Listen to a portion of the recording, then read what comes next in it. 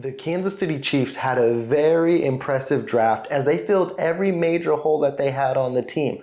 But what may have been more impressive is what they did after the draft. Today we will discuss 5 players, 5 undrafted free agents that have a real possibility of making this Kansas City Chiefs roster in 2023.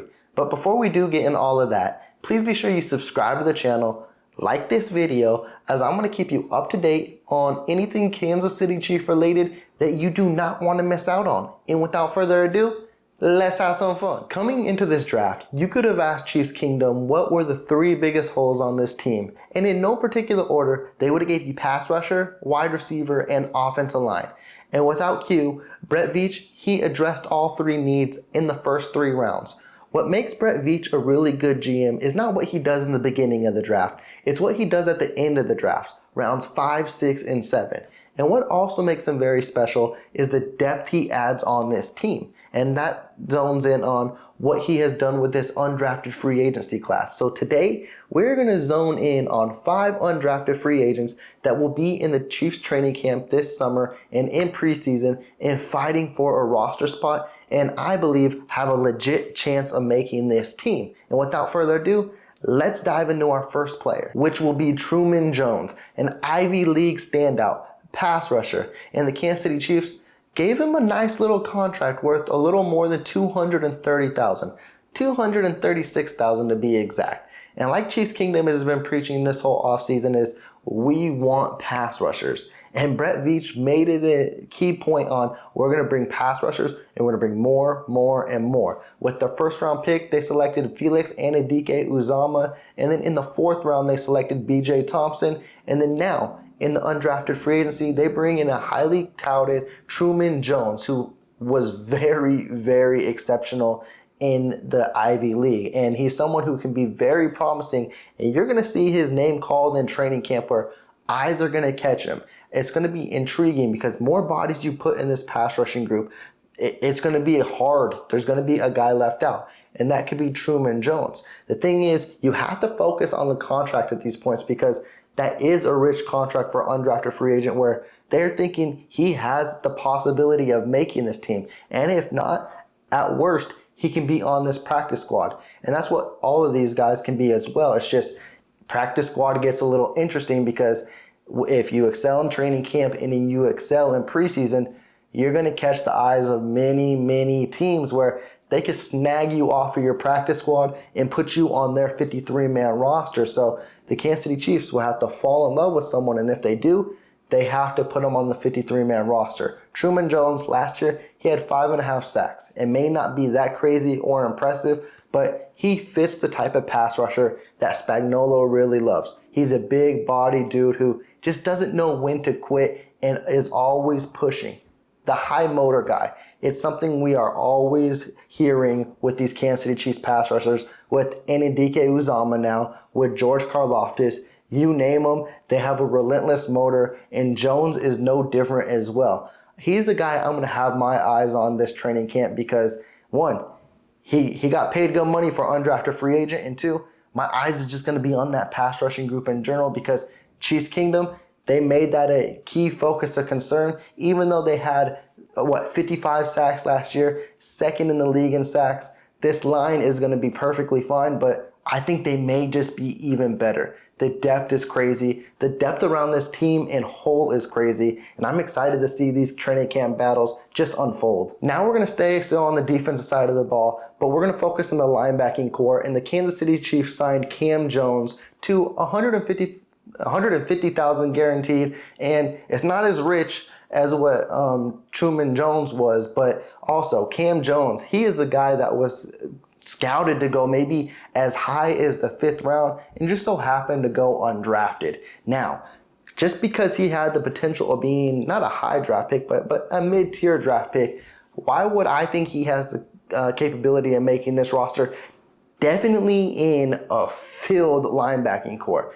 In this kind of situation, you got to think of different positions. And that goes for all these late round picks and undrafted free agents. And if Toe falls in love with him and he can become a special teams guy, that's where he's going to get his roster spot. But if he can get a spot there, then you got to think of the future of the Kansas City Chiefs. Not trying to think way too ahead for a guy and be like, oh, he can be a starter. But the Kansas City Chiefs are going to have questions going into 2024 with the likes of a Willie Gay, a Drew Tranquil as well. They're both on their final years. Drew Tranquil actually signed a 1-year deal. I think the Kansas City Chiefs are going to come to terms on whoever has a better year or fits the scheme better in 2023, they'll move forward with. That can be unfortunate for Willie Gay, and it can be unfortunate for Drew Tranquil. I just don't see the three of Nick Bolton, Drew Tranquil, and Willie Gay going into 2024. And you even have Leo Chanel as well. So when you have another body to fill and you need more depth, that's where Cam Jones comes into place, where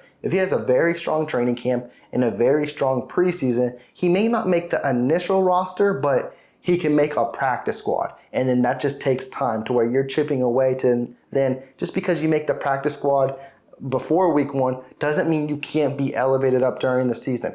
We know this is why the Kansas City Chiefs are very deep. Injuries happen. So you might need to elevate someone up, and they are very, very good at that next man up. So that way they do not miss a step. I love the potential Cam Jones has. I think he has a little more higher hill to climb just because of what the linebacking core looks like. But if he can make the special teams, and if you look into 2024 on the question marks surrounding the linebacking core, it's not that unrealistic as it may seem. He could have a legit possibility of making this team. Now, let's flip sides of the ball, and let's talk about a guy who I believe will be this year's Justin Ross, where Chiefs Kingdom cannot just stop talking about him, and they're going to believe he's going to be the next coming of one of the greatest Kansas City Chiefs running backs in Deneric Prince. It's surprising that the Kansas City Chiefs got their hands on him, specifically as an undrafted free agent. The biggest question mark that raised my head and also eyebrows was going into the draft, I thought the Kansas City Chiefs were going to draft a running back. They did not. They drafted 7 players, and they felt they could have got a running back in the undrafted free agency, and Deneric Prince was their guy, who had potentials of being a 5th and 6th round pick as well. This was a huge signing, and I understand, and I see why Chiefs Kingdom is happy. We're already crowning a 1-2 duo with Isaiah Pacheco and Deneric Prince. And Deneric Prince, his similarity is Isaiah Pacheco. He runs a 4.41, and he runs it like a grown man as well, and he just does not know when to quit. And it does not hurt to have those two type of guys as well.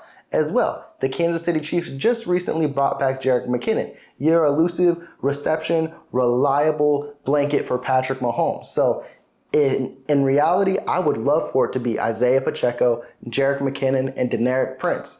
Yes, that does leave CEH as the odd man out, who the Kansas City Chiefs just declined the 5th-year option this year. But Brett Veach did mention CEH has been in the meetings, has been in the facility, has been training his butt off, and he is looking good. So I'm not going to exclude CEH at all, but I know he needs to have a hell of a camp and preseason to stay on this team. Nothing is guaranteed for him. And just like Isaiah Pacheco mentioned last year, Deneric Prince is going to be a guy who is ready to take a grown man job, and Chiefs Kingdom is already full-fledged on that hype train.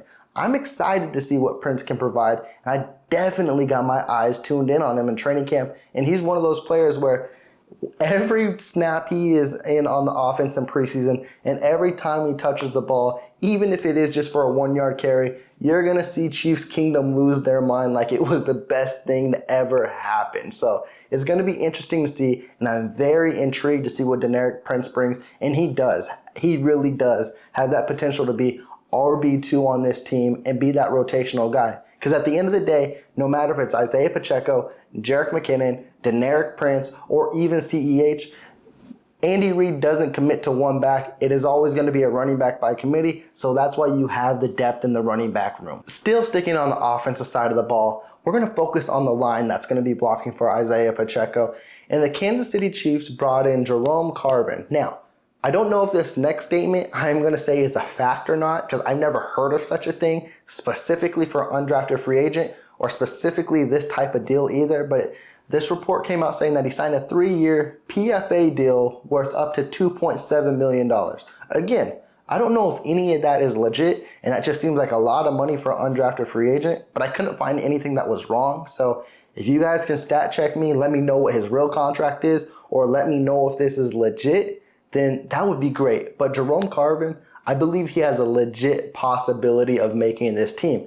He's former teammates with Trey Smith and Wanya Morris at Tennessee. Also, this gives the Kansas City Chiefs really legit depth at the guard position as well. And Carvin was someone who had potentials of being a 5th and 6th round draft pick also. I think something with this pick will be, as I mentioned earlier with Cam Jones, look into the future. And 2024, Joe Thuney's contract may get a little too rich for the Kansas City Chiefs' liking. And if you could plug and fill Carvin in there, I know Chiefs Kingdom, I'm not trying to get rid of Joe Thuney whatsoever. He's probably our best lineman besides Creed Humphrey on that line. But at the end of the day, you got to watch how Brett Veach maneuvers. He always looks for that next man up, and when it's time to move on and get cheaper but stay the same and not lose any production. And Jerome Carvin may be that guy. You have him on the bench for a year, you have him learning the playbook, learning the schemes, and then you could put him in moving forward. One thing we learned about Brett Veach a lot, as if he just signed Donovan Smith, drafted Wanya Morris, brings in Carvin, he's never not going to have enough bodies on this line. He wants to make sure Patrick Mahomes is protected at all times, and he'll do anything at any cost to make sure of it. So if Joe Thuney's on this team, that believes he's the best option at the correct price. But if Joe Thuney gets too expensive and he feels like he can get cheaper and get the same production, he may look in Carvin's way, or he may look in a different direction.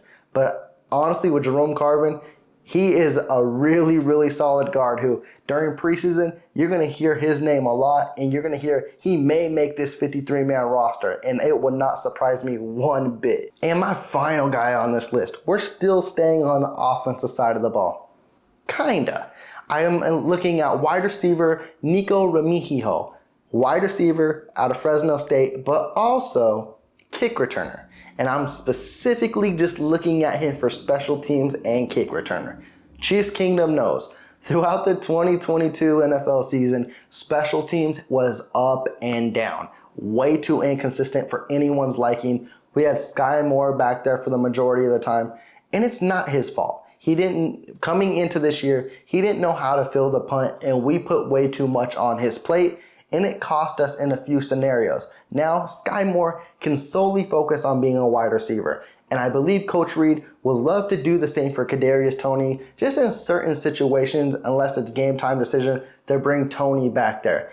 If you have a guy like Remigio, who is a perfect returner and has some of the craziest kick and punt returns you will ever see in college, that would eliminate a lot of the special teams woe, and you have a legit returner. And that's something the Kansas City Chiefs need. Now, he may be the slimmest one to make the team, but at the end of the day, if Dave Toub falls in love with him, you ain't going to take away one of Dave Toub's picks. He will be on this team.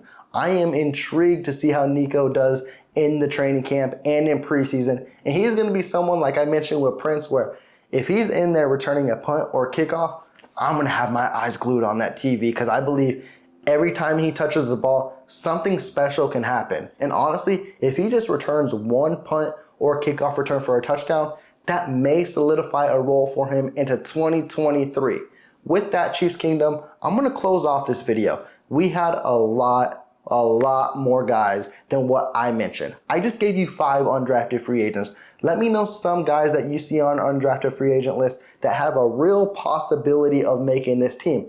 Jump in the comments down below. Let's have fun. Let's discuss. But before you do any of that, please be sure you subscribe to the channel. If you did like this video, please leave that big thumbs up. Y'all take care. Peace.